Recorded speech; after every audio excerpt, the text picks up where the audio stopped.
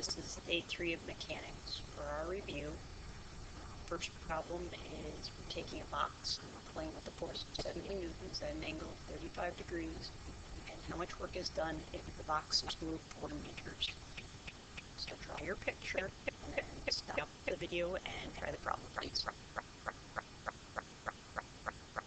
So once we have our picture drawn, we know we have to figure out the force that it takes to move the box horizontally, so this direction. So I'm going to use my f of x equals f cosine theta, and I'll plug in my 70 newtons and the 35 degrees. Make sure you are in degree mode on your calculator or you're not going to get the right answer. And we end up with 57 newtons. Then we're going to take our force and we're going to figure out how much work. Well, our formula for work is force times displacement. So I have my 57 newtons times the 4 meters, and I get 229 joules. My next problem, we have a car with a mass of 1,000 kilograms traveling around a circle. As soon as you see that it's traveling in a circle, you're going to use centripetal acceleration or centripetal force. And we know our radius is 27 meters. We also know that it takes 15 seconds to travel around once. So your first thing I'd like you to do is draw the velocity, the acceleration, and the force vectors, and then calculate the acceleration and the force. Okay, so I have my circle. My velocity, remember now velocity is a vector. So I'm going to take that and that will go tangent to my circle. So that would be my velocity. So my force centripetal always goes towards the center. So in this case, the car's here. Towards the center would be like that. So the first thing we had to do to get the velocity, we have distance over time. Now, distance is the circumference of the circle here. So 2 pi times r. Then we divide it by the time. So I get my velocity to be 11.3 meters per second, or my speed to that. Then I'm going to plug that into my centripetal acceleration formula, v squared over r. And I get 4.7 meters per second squared for my centripetal acceleration. The next thing I have to do is solve for force. So I will take my force centripetal equals mass times centripetal acceleration.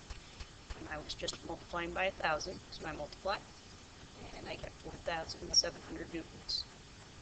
Now up here I had asked why we have acceleration if the speed stays the same.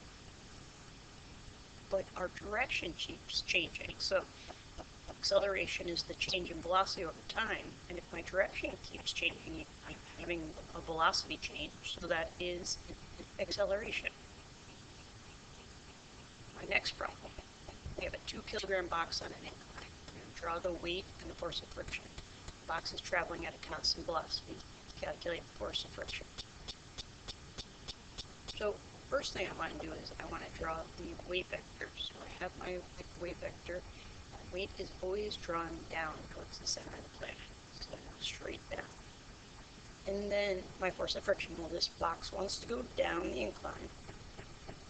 So if it wants to go down the incline, I am going to have my force of friction go up the incline. Just label that. So I highlighted its constant velocity. If it's constant velocity, we have no acceleration. So we know F net is 0.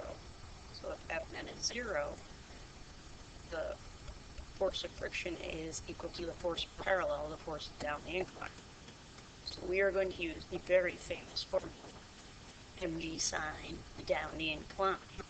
And we're going to find out that the force parallel is equal to mg sine theta. So force parallel is equal to mg sine down the incline.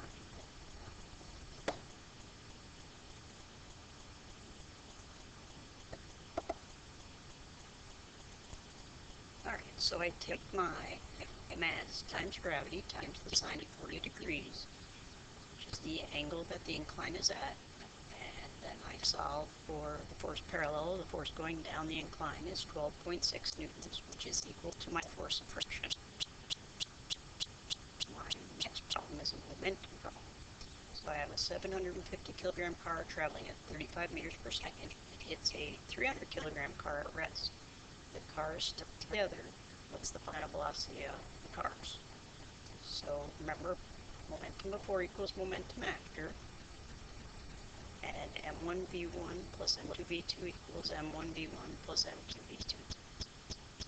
If you want to, you can put primes and keep track of the fact that these are the velocities afterwards. And then we're going to just plug in our information. I get a final velocity, both of them at 25 meters per second.